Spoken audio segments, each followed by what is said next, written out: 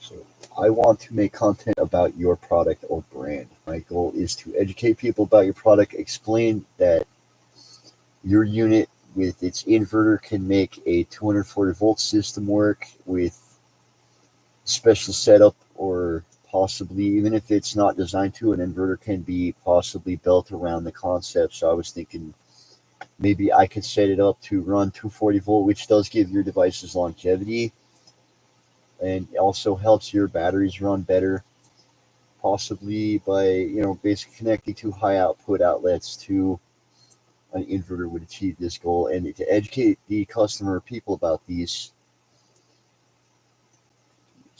provide let's see.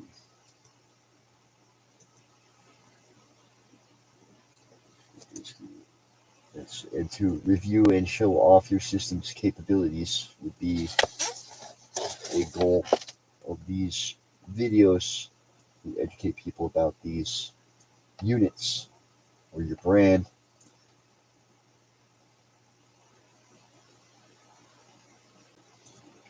We want to try to stress test them. One of the goals would be to show people what kind of stress they could be under without taking damage. Like, we're not going to necessarily push them to get damage, but we're going to go ahead and connect things like steam generators and possibly things that it seems like they don't seem they're specified for, but I doubt they don't. So I think that they'll generate power off of wind and show people how to do that, like possibly how your expansion batteries work, if that's something you want, or how your solar panels work. Some people just want to say theirs are the best. I doubt that. I bet there's somebody out there who makes like the best solar panels, and they just have a power station because they make solar panels. There's possibly their brand isn't necessarily the best power station, and they like make the finest solar panels because they are solar panel designers, even. I mean, and see if they charge in 2 hours. Like, this is another one about the difference between, metaphorically speaking, running a car.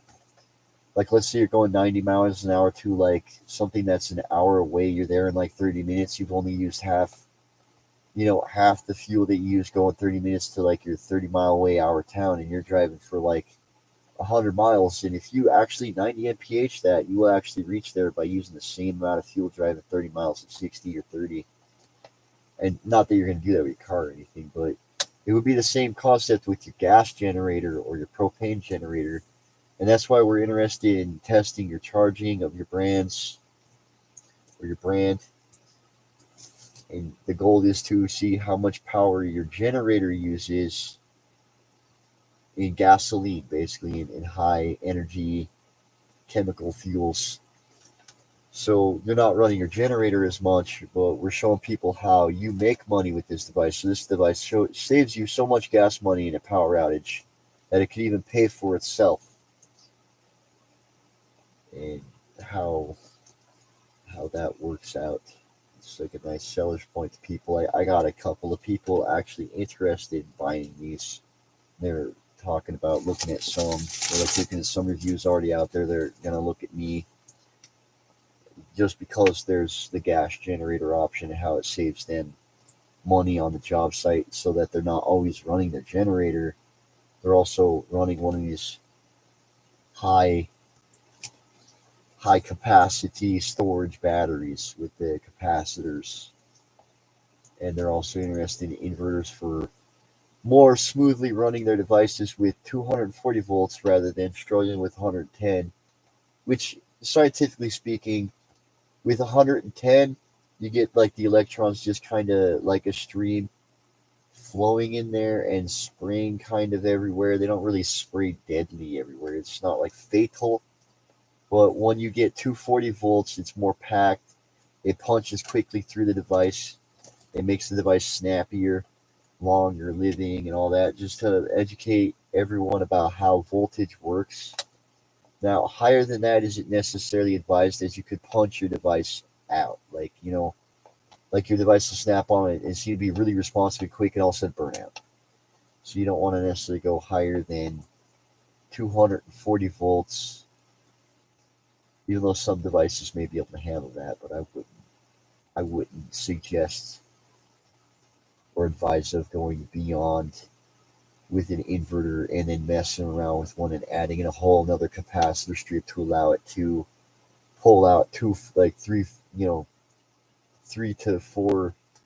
I think it would be like 412 or something, like, 240 to 480 volt or something. you know, because you don't need to run like a joule or anything through a device and then like have it like 1,500 watt. I mean, it's either just gonna make your heater heat up as fast as it can, and like the minute you turn it on, it's gonna like blow on like a microwave, and you can let it charge up its heat, not blow up blow up. We're also gonna possibly test your solar panels if that's something you are interested in. I was thinking about trying to make more sunlight, which isn't impossible. I was gonna use some mirror systems to focus light at a spot to see if these decide to do that thing everybody's curious about. Like, if these got hit by 150 sun power, would they actually go above and beyond that? Or are they set up to where they only generate power based on a amount of sunlight? Like, they can only do 50% of the actual starlight, and that's why if the star drops down, they still run. Or, like, let's say there's like some weird event where there's like it's like super bright and photo out, like, where you can blind you somewhat, and like all of a sudden you're generating like 400 per solar panel. And basically it's interesting to everybody to know that their solar panels can always go above and beyond in generating power because they design them that way. But so you think with all the research that they do, that they're doing that, but we don't know. So they assume things, and then that kind of wraps this up. Is that I want to make content about your brand. We want to do research with people and basically talk about our results with the stress tests and what you could do with this and how far this could go. We're going to take requests for people to go outside and make a new generator. Like, let's say somebody has like some kind of weird push it up with steam and drop a ball down using gravity to see if you can't use kinetic energy or somehow generating energy off of static or something. You never know. So we're using static electricity to maybe make wind power, which that's one of those things. It's one of those things that sounds interesting because that's not possible. It's not possible. Somebody has a new generator. They want us to make a device that goes to their power station or some weird thing to store energy inside of the thing. I think that about wraps this up as a presentation to you to possibly look into us doing these researches for your company, doing this review, doing information to provide education to the people who want to know more about these power stations, and also providing answers to questions that they don't know about. Like previous said, have a good day.